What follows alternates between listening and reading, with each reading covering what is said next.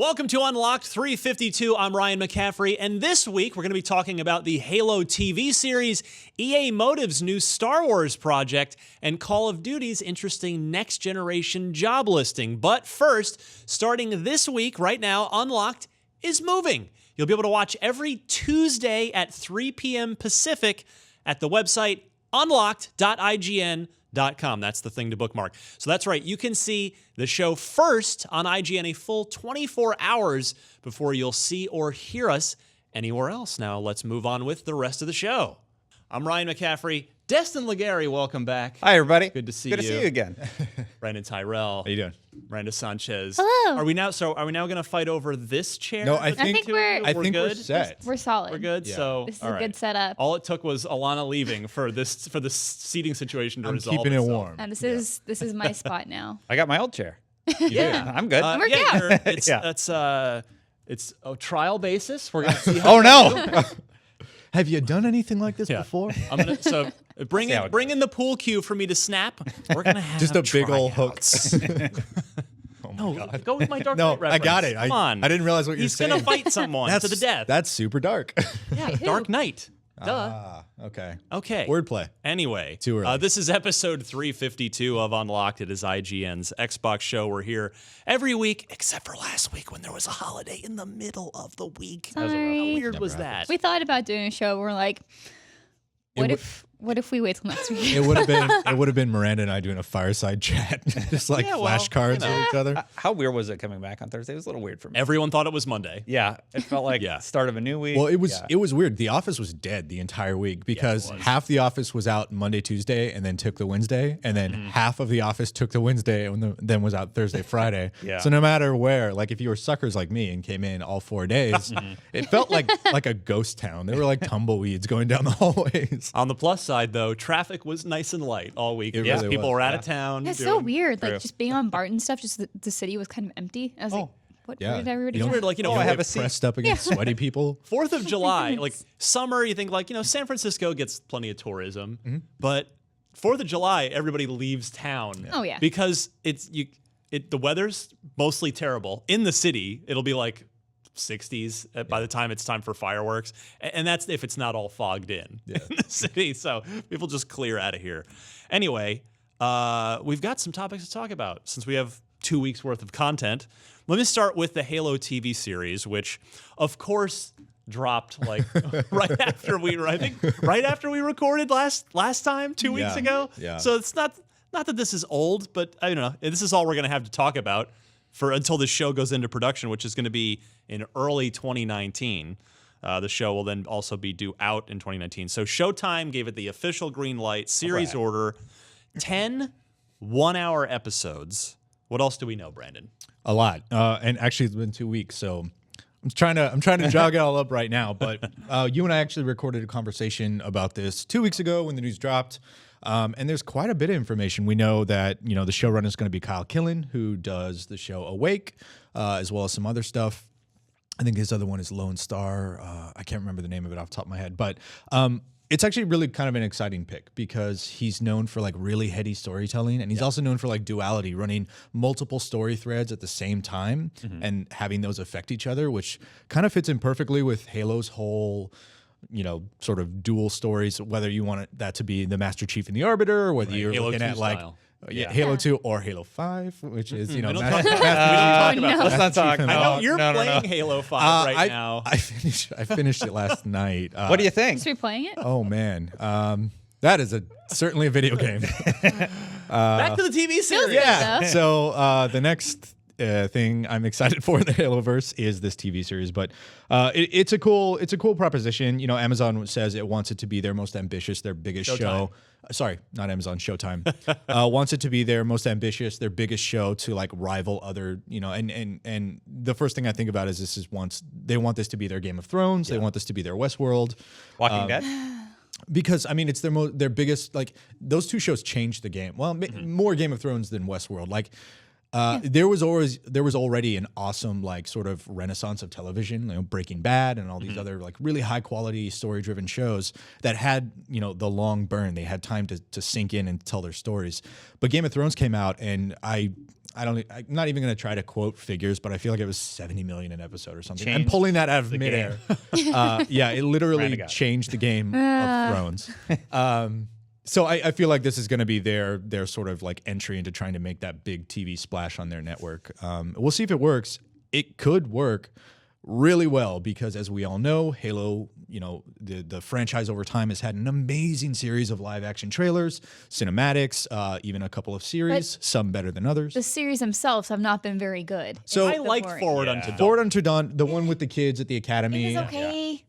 It was okay. I'd give it a 7 out of 10. It's a good out of 10. I thought it was good. Says IGN.com. The other one, whose name I can't even remember. Nightfall, right? Nightfall. Okay. No, please don't watch it. Yeah. I don't even want to talk about it. Bad. It's rough. I think my favorite other medium outside of just like the books and the comics and the games was the radio drama they had for Hunt the Truth. That was so that good. Everybody loves that. That was my favorite thing. And I looked up the writers. I was like, are any of you on this project, please? Yeah. Because they're just so good. They just crafted such a good series around Halo and just kept that mystery going, and just we know Master Chief, we know his story, and being able to retell it in a very different way and in such an engaging way was really exciting. And I'm not excited for this TV series. I think I say no optimism. I'm never optimistic for any video game, movie, or TV show, just because ultimately it comes down to the same thing with anime. It's adapting it just is weird because they were fitted to the form that they were best told in, right? Halo was best told as a video game,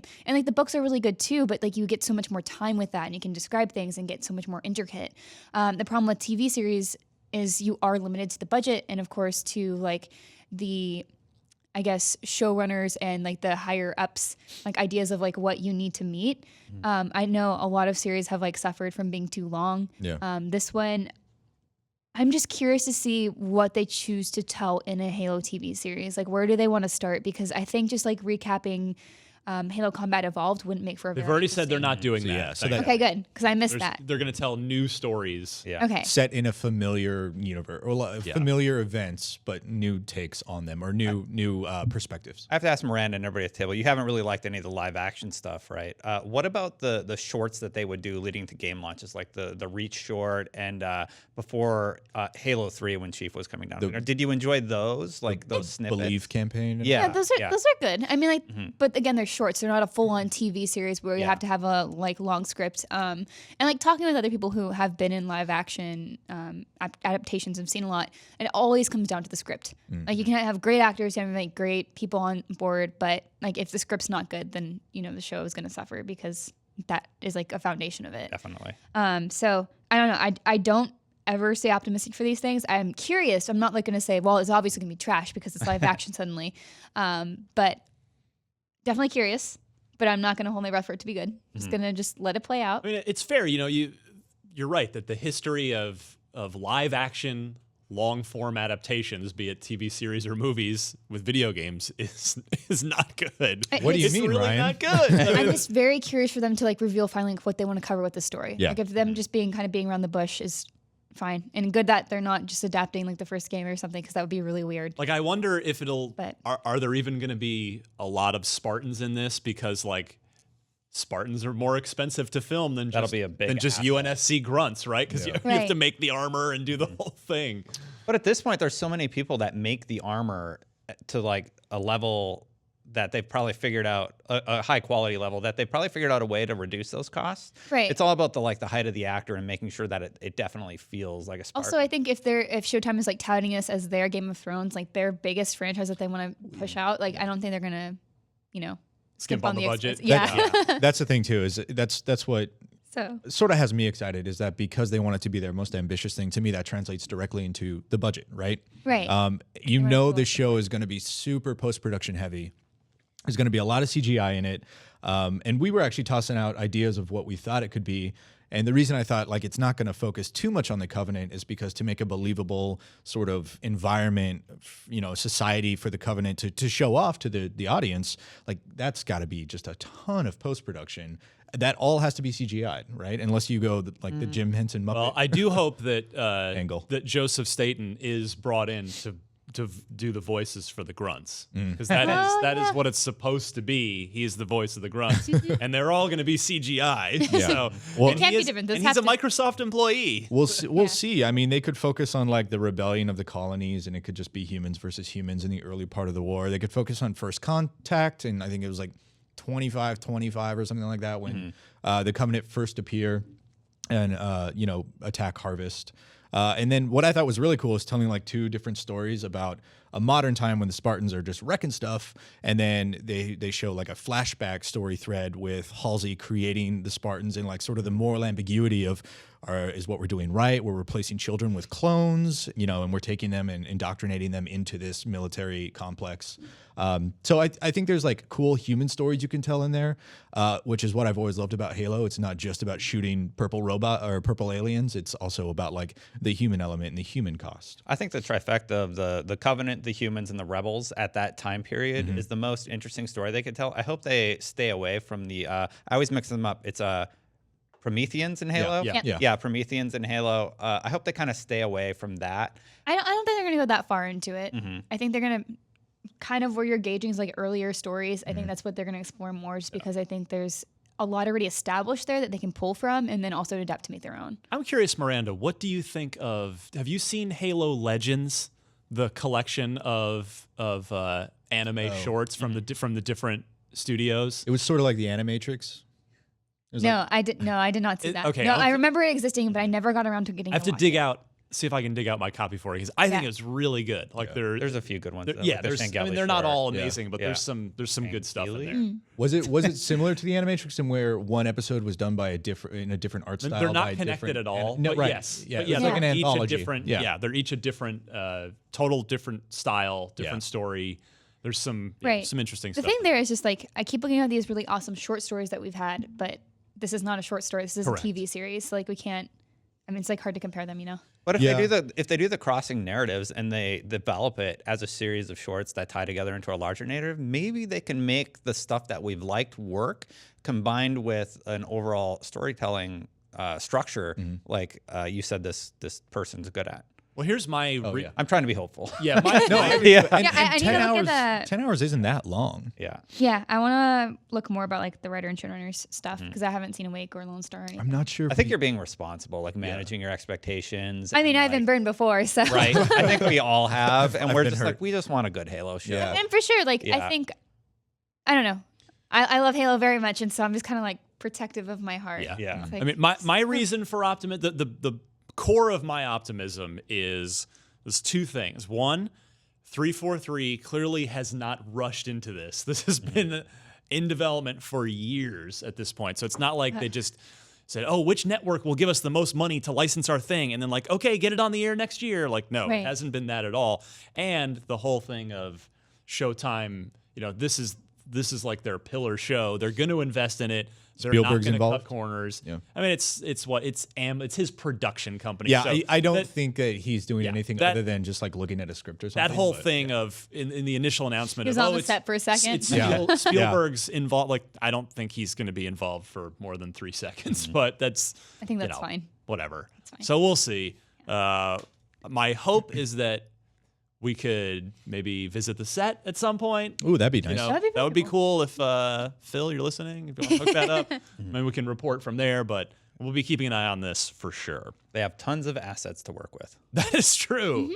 That is true. No shortage. Yeah, I mean, it's going to start shooting next year, so Yes. Wow. I'm excited. I wonder where. I mean, if they'll shoot it in Vancouver, like that's close to Microsoft and Toronto, maybe Georgia. Georgia's got awesome tax laws. For yeah, well, it's Vancouver, same thing. media. Yeah. Yeah. Vancouver's like San Francisco in Canada.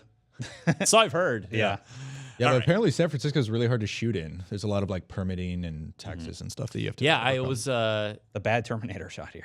and Yeah, you parts of Ant-Man and the Wasp. I had my commute you had a interrupted. story, yeah. Right. I had like streets blocked off, and it's just like Ant-Man, Paul Rudd. I feel like this isn't the first time this has happened either. Like you live on one of those iconic hills where they're just like shut down a street for a day and a half. Yeah, over the On the way. Potrero area. So, yeah, they were shooting. Oh, I think both Ant-Man 1 and 2. I think that happened with. And a couple episodes of the Full House reboot. All right. Next up this week, we've got EA Motive. Hi, Mitch. Hey, buddy. Mitch. EA Motive is working on a new open-world Star Wars game that will do its best to use as many assets as possible that were made for Amy Hennig's canceled Star Wars game, which was codenamed Ragtag. Motive GM Jade Raymond, speaking to Game Informer in an interview, said that the plan is to reuse as many Star Wars characters and other assets as possible. The plan was always to keep some of the best stuff from Hennig's game. And she says, quote, "We have 3 terabytes of Star Wars artwork, which is crazy. And there is a lot of really good work there. When we announced we were moving the game, the idea was pivoting more into player agency, but still keeping a lot of the stuff that was great about it." She said, again, to Game Informer, there was a lot of really cool stuff, like tons of assets and really cool characters that have been created. So there's the goal of making sure that we use all of that. And this is, now we're looking at the teaser. I think this is the teaser on video. Yeah, this was from that EA...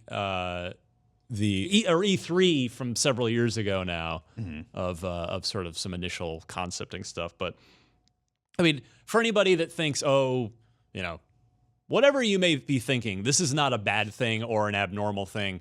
It makes perfect sense. Why would you just throw all that stuff in the garbage if you can organically work it in? Yeah. Particularly when I don't know if it's just pure art assets or anything that's in engine, but odds are this is using Frostbite because every EA internal thing uses Frostbite now. So it makes all kinds of sense. Yeah. So, this will save them weeks, if not longer. There's nothing weird about this at all. It's sort of standard operating And then procedure. save someone's work. Yeah. Turn on it now. Yeah, Ubisoft. Sorry, Miranda. Ubisoft's been doing this for a long time too, like using assets across all their games. Like even the Far Cry map editor, you can use assets from like the Assassin's Creed game. That's right. Oh, right. So like, Well, I mean, it's smart. It's a cost-saving measure, and it doesn't really impact the game negatively. Yeah. Every developer does this. I mean, every developer has a small team or a couple people who are just like prototyping stuff and creating stuff, and it usually doesn't pan out, but they're like, hey, what if we use that in something else? Like the reuse of assets is not anything new. Yeah. Like Miranda, though, I'll just be cautiously optimistic. I hope it's a good Star Wars game, but like we've had so many Star Wars games canceled that we got excited for. Well, now, not so many, but just 2 major ones, right? So I'm just like, great. I'm sure it'll be an interesting game when we actually get to play it, but I'll just wait and see. I mean, again, I'll say the same thing I said about the Halo TV series. At least EA is not just dumping out Star Wars games with this license. I mean, yes, there have been a couple of unfortunate This isn't Warhammer cancellations, but like, you've had the Battlefront games were, a full 2-year cycle on those, and yeah, they had, 2 in particular had the microtransaction thing, but the actual core of the game, totally solid for both of them. And then the Respawn project that just got the name, whose name escapes me now, at E3. Star Wars Jedi. Order of the Fallen, was it? Something like that? I don't know, whatever. Fallen. But yes. Fallen Jedi, Star Wars. No, Star Wars Jedi. It's Star Wars Jedi. It is. Yeah, it's anyway, Star Wars Jedi, something. That's been in the works for a long time at Respawn as well. It's not Fallen Order. Yeah, I was like, there you go. Fallen something. Yeah. So, at least they're not just dumping stuff out. Yeah. Y'all remember E3? Remember how cash long grab. ago it was? Yeah. No, that's true. I mean, they're not It was like afraid a to year cancel ago. stuff, but I just hope I would like to see a new take. I liked that they tried something new with the Star Wars that just came out, Battlefront 2. They had a narrative aspect. I would like to see them develop more in that way, get rid of the loot boxes. EA has definitely heard the community loud and clear. They're like, oh, we can't get away with this. Yeah. So they're not going to do that anymore. And I hope, I think Anthem might be the next thing that we see where they really prove to us how they're going to implement their tactics of Microtransactions. I don't want to use that word because I think they're adjusting the strategy of the microtrans. Well, yeah, That's what they still are, though. Yeah, that's still what they are. Premium You're right. currency. Yeah. No, you're right. It's not really DLC. In-game purchases. Yeah, in-game like skins and In-app purchases. In-app stuff purchases. that's less harmful. Yeah. Well, we know with Anthem that it's going to be cosmetic only. Like you could skins. put a supercut together of the number of times they said no pay to win, no power or pay for power. Yeah. It was their TV Yeah, exactly. montage waiting to happen. no one's cut that together yet. Yeah. Yeah, so we've heard them say that is going to be the strategy moving forward with Anthem, and we've heard it so consistently from so many different people at BioWare. Like, I'm 100% on board. I believe them. They're not going to do that. They've also said they don't want to split the player base with either new maps or new missions or new story content. Yeah. However, they did say, they're not totally ruling out microtransactions, and maybe one day in the future they're going to release a 5th Javelin that does, the guy who turns into a rolly ball or whatever, and you might pay $5 for that guy. You've been playing some Overwatch, haven't you? No, I haven't. I saw. You saw it in the prompter There before. was the teleprompter was left over from the Overwatch thing. Yeah. It said Hamden, the wrecking ball. So it's right on top of my head. But I don't think we should go into this thinking like Anthem will be free of microtransactions forever moving forward. You might buy stuff, but it's never going to affect the power of your characters or the story content or gameplay content. I'll be honest with you. I would love it if a game, Anthem's the thing that I can think of off the top of my head. I'm really excited about that one. And it would be great if they just adapted the Fortnite model of a battle pass. You pay you can either pay for more to unlock cosmetic stuff, or you pay a nominal fee, a reasonable fee, and you have a whole season, which is basically like a quarter, 3 months or so, to unlock everything in there. And you do it by doing in-game things. And I really, really like that model. I feel it's less predatory. You can pay to get more levels than that, right? You can if you want to. Yeah, but you Dota don't does the have exact to. same thing. Yeah. You have to pay for the opportunity to unlock things in-game. You pay either nothing, and you can unlock stuff by just doing normal things, but they're not like skins and such. Like if you just do the non-pay fee, well, you don't pay anything for Fortnite, right? It's a free-to-play game, so you can play for free. But if you want to unlock skins and such, you pay a small fee, and then you can start doing the Battle Pass challenges, which are in-game challenges that allow you to unlock. Yeah, those are specific like seasonal things. It's like a way to monetize, but you get your rewards throughout the entire season. You're constantly working toward it, and you just pay once and then you earn by playing. Or you can pay more and just unlock things really fast. So I'm familiar with this. Like Dota does something similar. Dota does the exact same thing. Smite does something similar with like the Odyssey that they do every year. Yeah, a familiar model. So Yeah. I'm So not sure how we got onto Anthem, but okay. yeah. Anyway, Here we are. sorry, Ryan. Sorry. Because I wanted to cover here. You've been tracking Brandon. The Tweet Fest. I have been tracking Brandon, and I'm this close. Tweet storm You're that's gonna been get him. going on with Mark Dara, Champion. correct? Yeah, Dara or Dara? I think it's Dara. My bad. Mark Donner. Wow, crushed it. Tuesday. Mark the horror. Guys, we moved the filming of Unlocked an hour earlier and a day earlier in the week, so I don't think the copy's kicked in yet. it hasn't. It We're absolutely getting hasn't. So Mark Dara, excuse me, executive producer. You know him from like Dragon Age, that franchise. You may remember me from such BioWare games as Dragon Age. Dragon Age 2, Dragon Age Inquisition, Dragon Age The Redragoning. They moved him over to Anthem. Sorry, I totally derailed right now. They moved him over to Anthem. John Warner, the game director of the game. Both Mark and John recently have started doing. I shouldn't say recently. They've been doing this thing called the AMAAAA, the Ask Me Almost Anything About Anthem. And Mark's been doing it. Well played, guys. Mark's been doing it since I think June 9th, which was like the first day of EA Play or the day before EA Play, and has been answering questions consistently. Last week they did a live stream that John was on as well. So now John is also taking up the mantle of answering questions.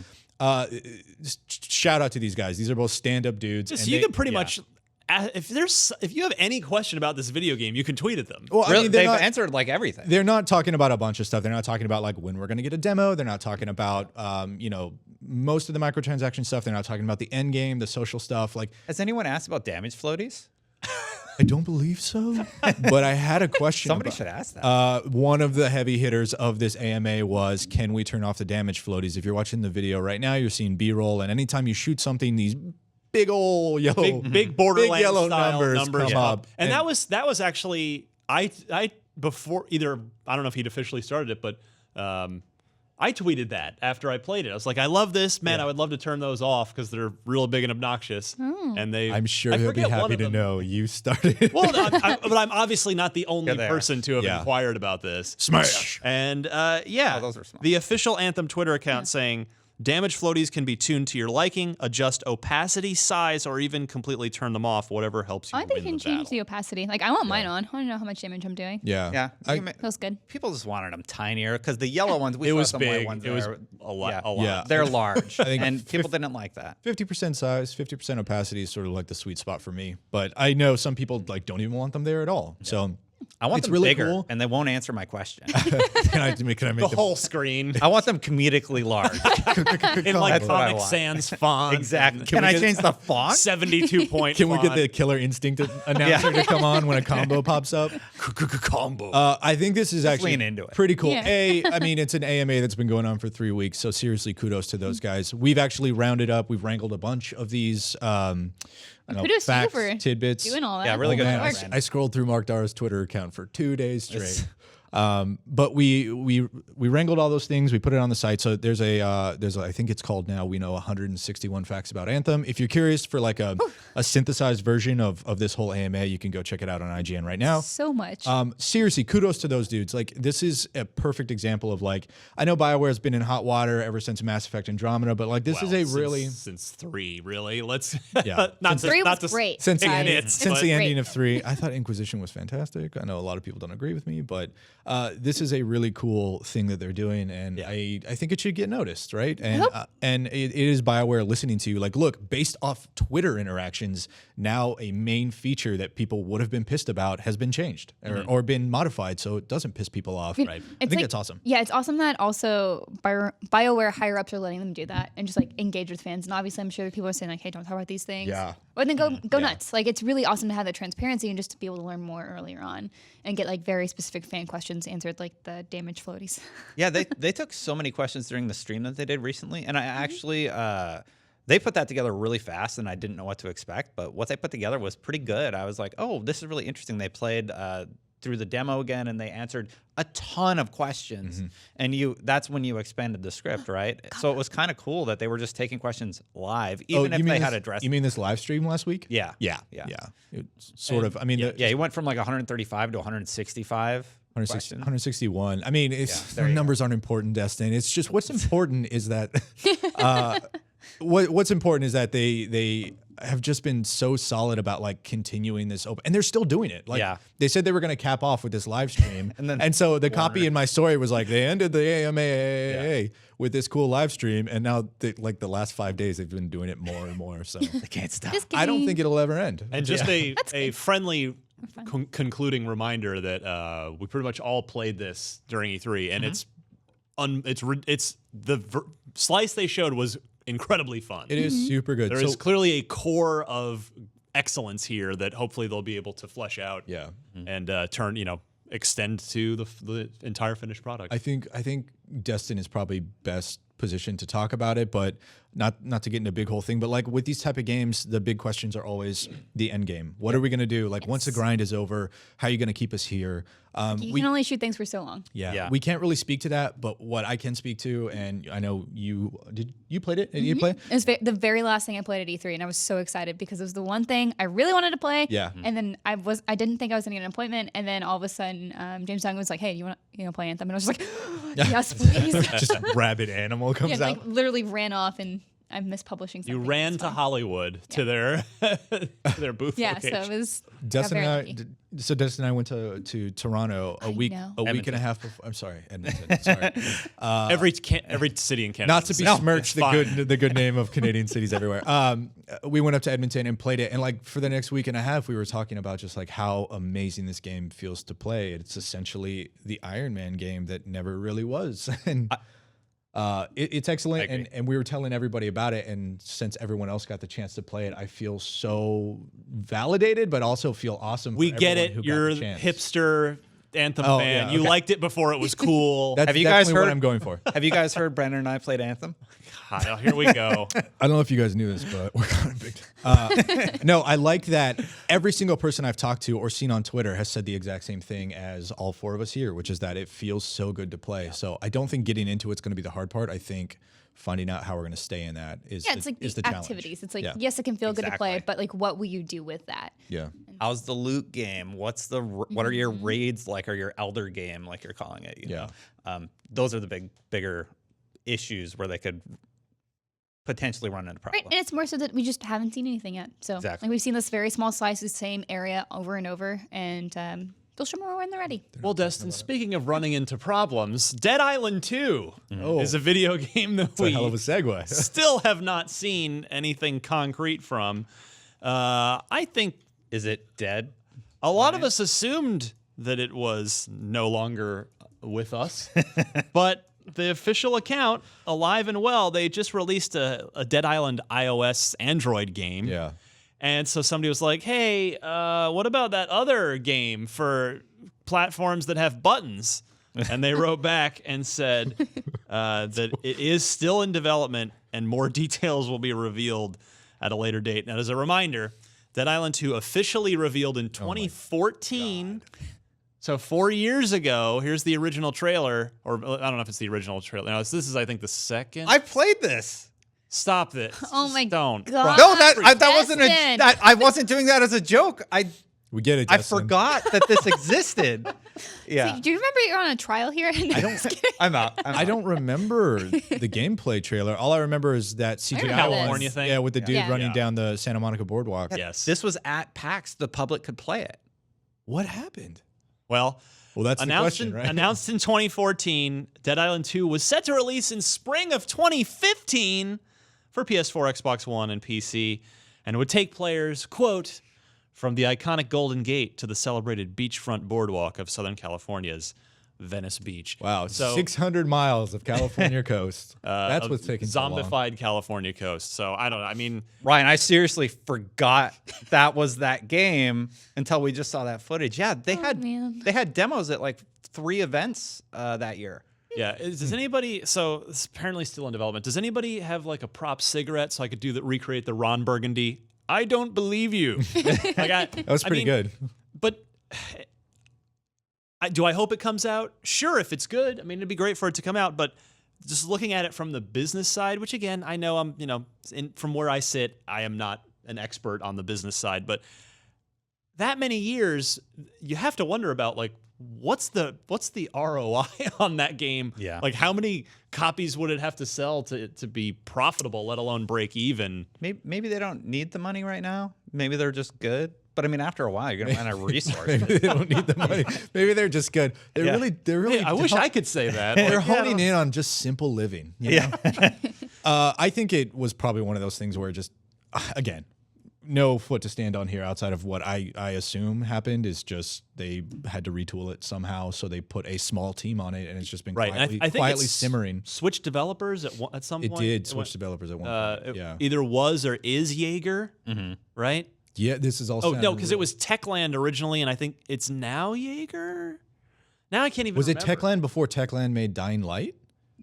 Which would Dying be- Light came. Yeah, I think no, because I think Dying Light came out in early thought it was 2014. And Dying Light's getting a sequel. Maybe it is. Maybe it was early 2015. Will Dying Light 2 come out look it up first, real or will quick. Dead Island 2 come out first? Dying Light 2 will absolutely come out first. Yeah.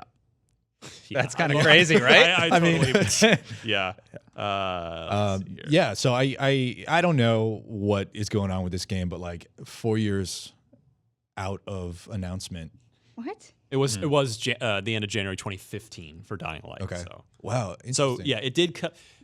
Dead Island 2 was announced, and then Dying Light shipped. All right, I'm gonna put my aluminum tinfoil hat on. That's not a thing. I'm gonna put my tinfoil hat on and say that what if Techland was making Dead Island 2, lost the right, or they moved the developers, and then Techland took what they were using for Dead Island 2 to make Dying Light 2. You never know. Probably, There's no looking at similarities. probably, Wait, probably not. there's a lot of similarities. Funny. Anyway, so Dead Island 2 appears to still be a Fun thing. developer stuff. Yeah, We will hot take. be keeping an eye on it. I mean, I'm neither optimistic nor pessimistic about it. Honestly, I'm completely At this point, it's not even indifferent, part of right? our live anymore. right. It's just like we'll see what they show when they have something to show, and hope that it turns out to be a good game. Yeah, and Dead Island, the first Dead Island was actually a pretty fun zombie fun. game. Yeah, I really, really enjoyed that. Absolutely. Ryan, when they say something, give me a call. Oh, are we doing this again? Oh, he's back. He's back, you guys. Destin's so long. back. Yes, the Call of Duty, Destin. for the next consoles. More like Call of Duty. Yes. No, don't you start. No, there's Charlie. I want to watch. I threw everybody off. Segue was poopy. That's what I'm saying. Oh my god. It's fine. The show was we were at this point where it was like just this perfect machine, Just tight. humming machine, and now Destin's back, and It was a good run, everybody. Destin's- One episode back. Destin's a human wrench just right into the works that is this podcast. So good having. But I love you. I'm glad to have you back. Now, Charlie Intel is a Give me a site call. Come on. that I know, right? You guys aren't doing it. I didn't know we were supposed to. You don't now that he's back. It's fine. This was not on the manifest. Your audition. I could have said like they have infinite resources, or they don't have infinite resources. Infinity Ward? No. All right. Okay. This is so good. Well, Anyway, you guys have fun. Anyway, on to the news. Charlie Intel, who dutifully tracks all things happening in the Call of Duty universe, they spotted a. Wait, his name is Charlie Intel? That's awesome. Stop it. They Not joking. Is spotted. that his actual name, or is that his moniker because he gets the intel? I'm joking. I think it's his.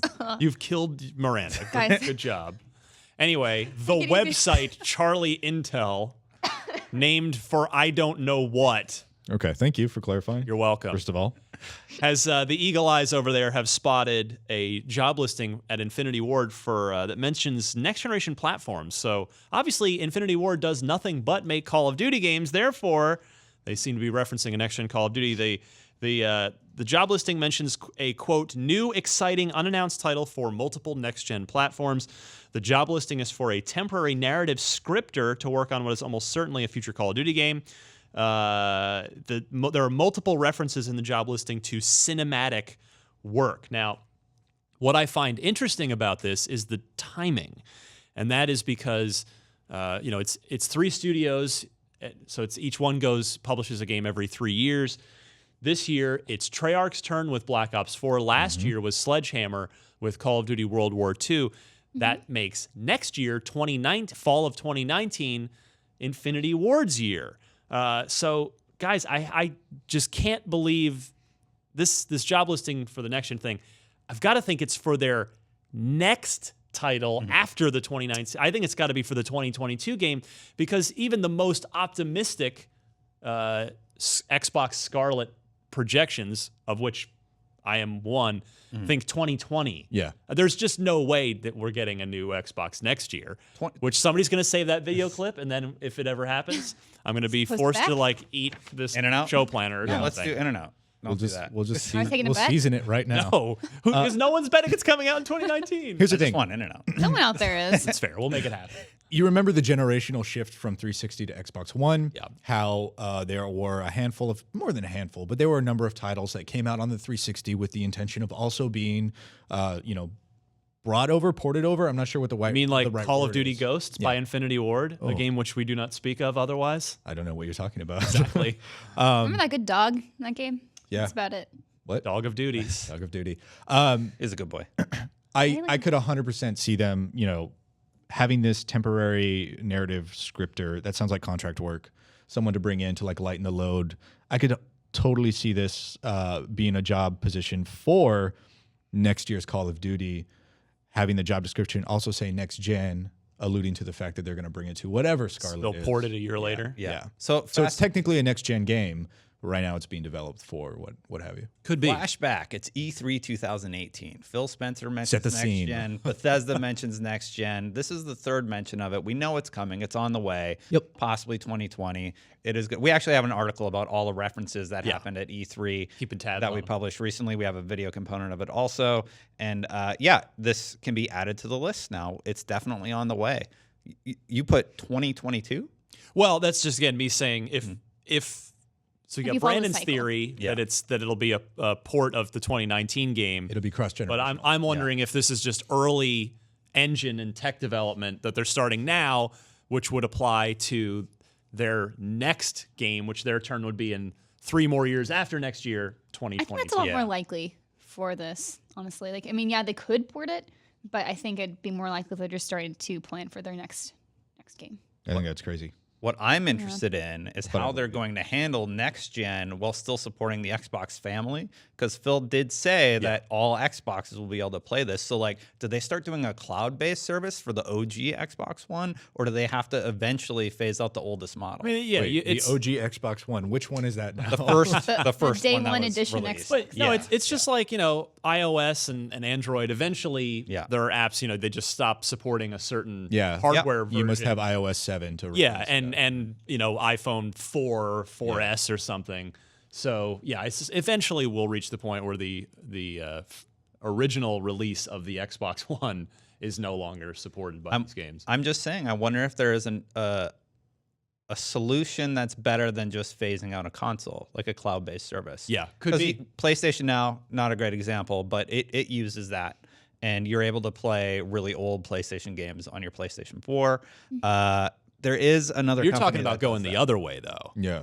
I'm talking about if you're on the oldest console and you want to play a new game, is that going to be possible? Well, I mean, the only other way they do that outside of eliminating a entire console or support it, via firmware or what have you, is to make multiple SKUs of a game that boils it down to the lowest common denominator. I mean, a game is coming out for the Wii. yeah. So Yeah, I think right. anything is possible. But this also sort of wraps back around to the iOS model, which is some games you just cannot run on an iPhone 4S, Like, did they make a 4S? An iPhone 4. So, like, at some point, you just have to drop hardware just because the specs inside the hardware do not support the tech that And I get they what put you're- into the game. I get what you're saying. I think they have a challenge of explaining that to the customer and figuring out how to market their new console and explain, like, oh, your old games work on this, but not on that. New games don't work on that, and they might get into some murky territory I think there. we'll have a few, at least some padded time where all of the new games will work on the Xbox One, like original one. Yeah. And then eventually they'll probably phase out. Yeah, and But I think we're personally- still. Oh, I'm talking, 10, maybe 10 years Well, from now. I hope it's soon, because I just want to see that minimum spec raised. Yeah. For new games as soon as possible. I don't want to see anything holding them back. No, I still have my original one. Leave it alone. I want to use it. So you Get it can till the end. but you don't need new games. There's lots of games now. Let's move on to a new generation. I don't think the standard Xbox One is holding anybody back. Do you? Well, I think it's only back to it that. will when Scarlet's out. I mean, if That's a while, though. Scarlet is presumably the Ryzen, based off the Ryzen chipset, or something even newer than that, there will, I want to see things that are coded to the metal for that, rather than like, well, we have to accommodate the, how I'm blanking now. Was it 4 gigs of RAM on the The original. Xbox One? I don't remember. Like, yeah, I mean, no, let's. I want to move forward. Now, I speak for the hardcore enthusiasts, but Microsoft can't only tailor to them. No, you're They right. have a whole mass market to it. You guys are totally right. I'm really curious to see how Microsoft handles that situation of like, all right, guys, time to upgrade. Yeah, no, you, Well, but Like, you do. I bring have up an a good point. iPhone 6. Okay, I need to upgrade my phone. I don't know what to do. You bring up a good point, though. Yeah. I do too. 6S, Nice. 6S Plus. Oh, yours is newer. I mean, newer isn't 3 years ago. They both barely function. Are you guys good now? We good? You're I mean, we're gonna the Apple we're Store gonna- together we're gonna make later? out later I mean, for sure. But Entice you guys. I had a 6S as well and changed over to a Pixel 2. So I'm considering swapping also. yeah, I am too actually. Anyway, Welcome to Tech Fetish. welcome to Tech Sorry. Fetish. Yeah. The ghost of Scott Lowe somehow snuck in here. Now you've made me lose my train of thought. Here's- Thanks. anyway, It's a dark next time. gen systems. Here's the thing: developing for a target SKU and then watering it down for that's older happened hardware. in the past. So Like, think of Call it. of Duty did this every year for a long time, and think about what the lowest version of that game looked like and how it behaved. There were entire features that were cut from it. Oh yeah. Yeah. There were Oh, God. They Yeah. dropped the textures. Like there were somebody did a really cool video where it was like going through it on a current gen console, and you see cars and a washing machine and some posters, and then you go through it. I think it was on the Wii U, and it was just like blocks. I think Shadow of Mordor was didn't that have some stuff missing from the 360? Oh, the Nemesis system wasn't even in it. Right, that's what I knew. It was. I Oh, thought I wow. remember Yeah. doing something big. Yeah, So, Dang. the so there marquee you go. feature of it. But yeah, I remembered my point real quick before we move on. Destin, you bring up an interesting topic in that about Microsoft messaging that blurring of generational console lines. It would seem, I mean, this could change tomorrow depending on how Sony decides to play it, but Sony it would seem like they're going to go with PlayStation 5. It's going to be a harder line in the sand, but perhaps. So I wonder. I think they both might have unique challenges. Of Sony, if they sort of, I would definitely make an in-and-out lunch bet that PS4 games are going to work on PS5. They better. Absolutely. Because it's we're not moving from cell architecture to x86 architecture. We're it's PC based architecture now moving forward. For just about everyone. So yeah, I would think PS4 games will work on PS5, but just that where are they going to draw the line with particularly first party games? Last of Us 3, which probably won't be a thing, but working on both. Of is it going to also work on a PS4? Whereas Microsoft has really been more clear about, we want to support everything. It's like there are pluses and minuses to both of those. Yeah. And it's up to each of those companies, and in our case, we're talking about Microsoft, to message the what they didn't do with the original Xbox One announcement was messaging the benefits to their strategy clearly of like, yes, you're going to get a super next-gen experience on Xbox Next, but you can still experience those games and our whole family of games on your Xbox One or your S or your X. Yeah. So that is. I would think Microsoft's probably already working on that communication plan. 100%. Yeah. It's I think so they critical. learned their lesson. There is a hefty portion of the budget for the next box already going to marketing, like figuring out how they're going to strategize this. I would imagine. My theory is cloud-based because, like, at a certain point, you're running in 1080. You don't have 4K support. The game's just like on an OG Xbox One. Like, you're just not getting what you should. Like, the X is a really, really good console. So eventually, people are just going to cut ties and move forward. Yeah. All right. Just to wrap up real quick. Yeah. It makes me wonder, like, because most of us have used an iOS device in our lifetimes or have been part of that ecosystem. At what point do you guys ever feel like something comes out that doesn't support the generation of phone that you have? Do you feel entitled to say, I own an iOS device, I think everything that you guys put out should work on my device, no matter how long ago I bought it or for how much I spent? No, I think because Apple's trained us from day one with the iPhone. If I have a 3-year-old iPhone and then there's a big new game from Fortnite. Epic, that's Fortnite doesn't work on my phone. There you go. So it's just like, okay, nope, my phone's too old. I gotta get a new one. So I translate that over to the Xbox system now. Like, at what point do the owners of the original Xbox One feel like, well, I've had this thing for 10 years. I guess it's time to upgrade so I can play Halo 12 or I think it's a much more of an uphill battle for any console manufacturer. Because of optics right now? No, because of we've been trained to not expect things to be supported for 10 years. Yeah. For a super long time. Right.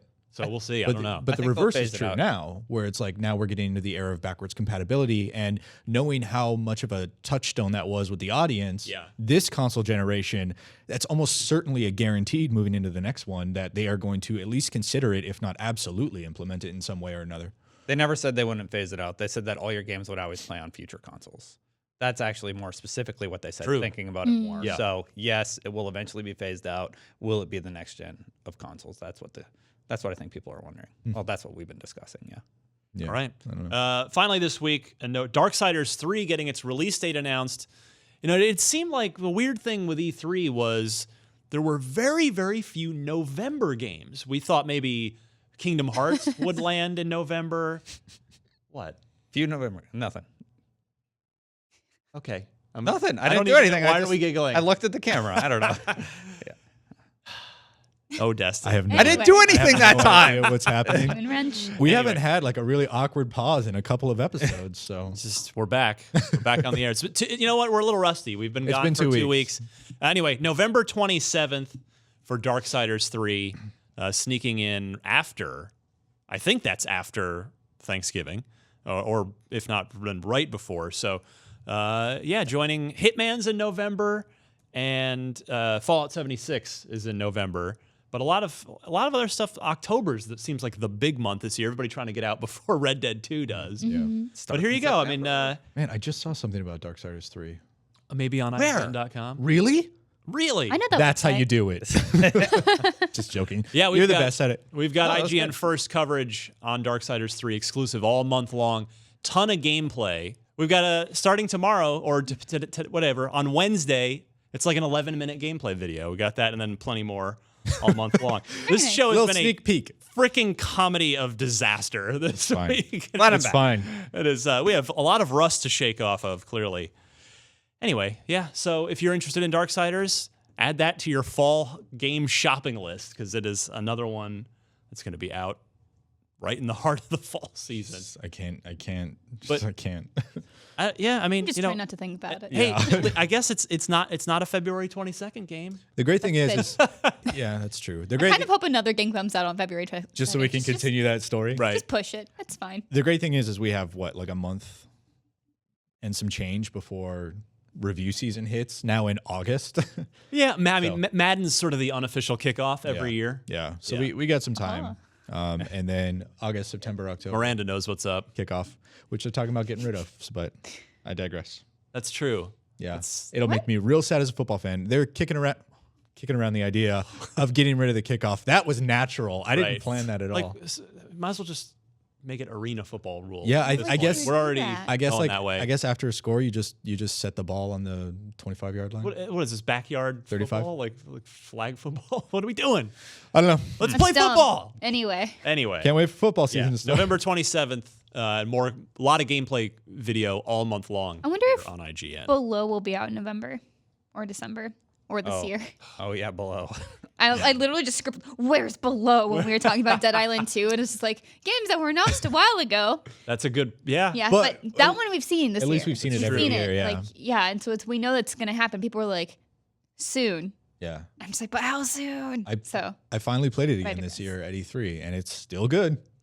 Just want Didn't to stop being good. just still good. I just Still in want to development. play it Yeah. from start to Yeah. finish. I skipped like the last 2 years. All right. All right, that's it. Let me go. Let's see. Hey, Miranda, what's coming Hello. out? What can we spend our money on? For game releases, we have Danger Zone 2, The Calling 2, Red Faction Guerrilla Remastered Edition. I hate saying that. It's Right? not It's not good. Not good. Don't do that.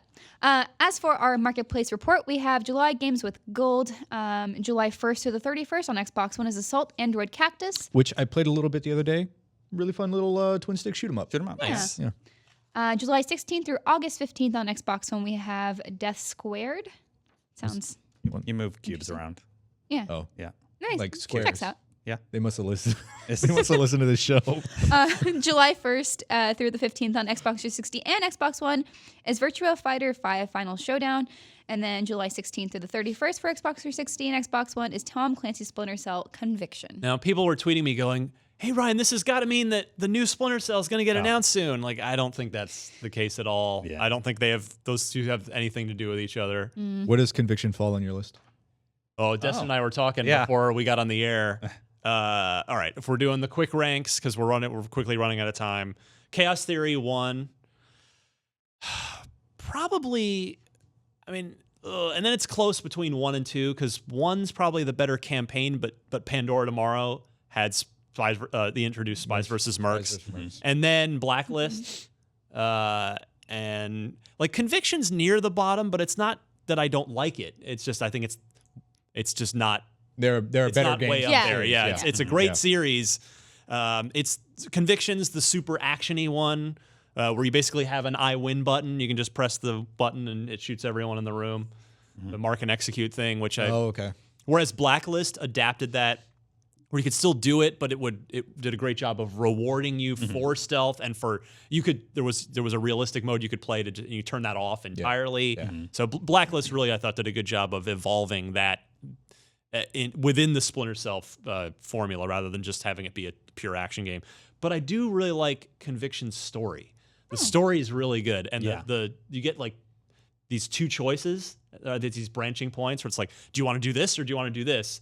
And they're all pretty good. And the way They're all they really deliver good. the text on the wall, Yeah. like it's sort of like you're in the action. It never takes you out of it. Oh, I really, cool. really like that element. Well, there you have it. Free Splinter Cell. Can get that July 16th through the 31st. again. Excellent. Let's do trivia real quick and then we'll get out of here. So Alana's departure means somebody please pass her. so that I don't have to mail a trophy to wherever she lives now. I'm on. I mean, we need- have 6 months. I think have we'll a be all secret right. plan to make sure I get everyone wrong so I never pass her. All right, well, here You're we gonna go. like shoot for the moon, like this So, is hearts. yeah, Alana has 10 points. May she rest in peace. Brandon at 7 points. Yeah. We've got Miranda at 5 in the game. Destin, welcome back. You have a point. I don't know when that happened. Guest appearance earlier this year. So let's get you back on the board. Our question comes to us. Dang, I forgot to write down his name. I'm so sorry. I hate when I do that. Anyway, I'll try to credit him next week. Which rock musician was originally going to write the soundtrack for Spec Ops: The Line, but had to drop out due to scheduling conflicts? Now, I confess I didn't know this one either. This is a good question. I don't know. Was it Jack White from the White Stripes? Was it Josh? Is it Hom? Is that how you pronounce? How do you pronounce his name? I would default to home. Hom. Okay. But But I mean, right? the front man from Queens of the Stone Age, I don't know. Kevin Shields from My Bloody Valentine, or Chris Cornell, may he rest in peace for real, from Soundgarden / Audio Slave. Yep. So yeah, I did not know this one. Do you guys have either know it or have a guess? I got a 50-50 shot at this, I think. Take it. Yeah, I do too. I'll go with D, Chris Cornell. Okay.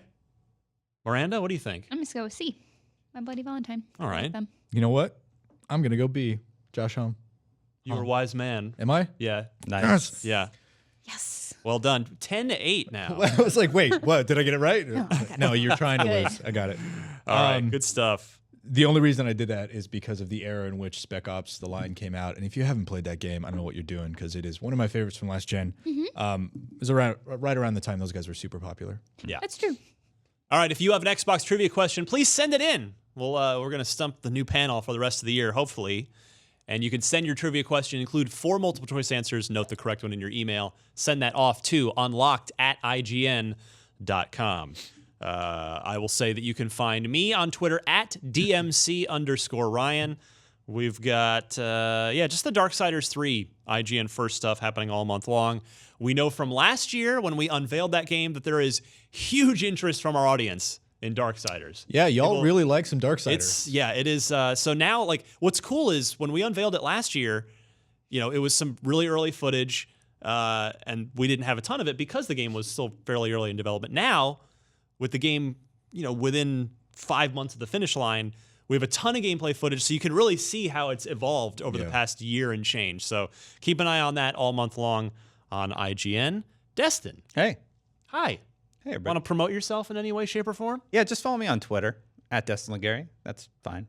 That'll do. Yeah. That'll do. Miranda? Very simple. You can follow me at Havoc Gross, that's Havoc with a K, on Twitter, Instagram, pretty much everywhere. I just got back from Anime Expo. It was very hot. That pause said a lot right there. I'm a walking husk, but no, we have like a ton of anime content going up and some game stuff. If you're interested in anime games at all, we have some stuff on Kill la Kill the game. If that is what it's called, people were very confused by the headline because they're like, "Why are you writing this weird headline?" It's like, is that if supposed to be it? I'm like, no, that is the game's title. Like, that's just how it is. I'm sorry, and I try to like clean it up to like make it a little bit more clear. But Yeah. anyway. Yes, so please check out that coverage. I'd really appreciate it. We have a lot of anime reviews and stuff and slideshows and a bunch of cool things. As far as games go, I don't know. I'll figure it out. I'm just playing games for fun right now, and it's kind of nice. That is Fun nice. Yeah, Yeah. I'm liking that. I'm Brandon Tyrell on Twitter, also my name. You can find me there if you want to chat or whatevs. I am You working gonna get on Twitter? Will you be on finally? I check it once a Please day. pressure Brandon to get on Twitter. I check it once a day. You're bad at social media, Brandon. I've never wanted to be good, so like, I feel like it's okay. I think he's probably healthier than the rest of us, Yeah. to be honest. I actually was this close to deleting Twitter from my phone because I do find myself, I'll sit down and like just open Twitter and I don't really particularly want to do anything on it. So I feel like it's just taking time away from something I could do habitually. Anyway, I'm on Twitter. Catch him on there once a day. Sometimes. Sometimes. And thanks for throwing me under the bus, Miranda. And we will. That's what I do. I wouldn't have it any other way.